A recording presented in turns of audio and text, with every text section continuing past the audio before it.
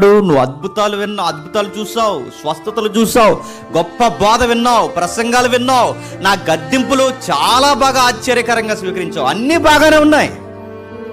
కానీ మారు మనసుకు ఇచ్చే విషయంకి వచ్చేసరికి నీకు జబ్బు వచ్చేసింది. మారు మనసు పొందనట్టు అంటే ప్రసంగాలు బాగానే వింటావు, వాక్యాలు బాగానే స్వీకరిస్తావు, గద్దింపులు బాగానే స్వీకరిస్తావు, అద్భుతాలు బాగానే చూస్తావు, కానీ మారు మనసు పొందమంటే పొందలేకపోతే ఎందుకు? చర్చకు వస్తావు, కూర్చుంటావు, వాక్యాలు వింటావు, అన్నీ బాగానే కలగొలుపుగా నడుస్తావు, చేతులు ముంచుతావు, అన్నిట్లో నిబంధనలు నేను కూడా ఉన్నానంటావు, దేవుని రాజ్యంలో నాది కూడా పాత్ర అంటావు, అన్నీ బాగానే ఉంటాయి. కానీ మారు మనసు విషయానికి వచ్చేసరికి మాత్రం నీకు మారు మనసు రాదు. ఎందుకంటే నువ్వు కొన్ని వదలలేకపోతున్నావు.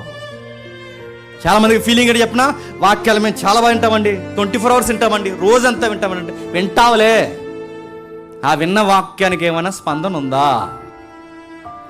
అద్భుతాలు మేము చాలా అనుభవించామంటే అవును, నీ జీవితంలో నీ కళ్ళ ముందు చాలా అద్భుతాలు అనుభవించావులే, కానీ ఆ అద్భుతానికి సంబంధించిన మారు మనసు అని ఎక్స్పెక్ట్ చేస్తావు, నీ దగ్గర వచ్చిందా?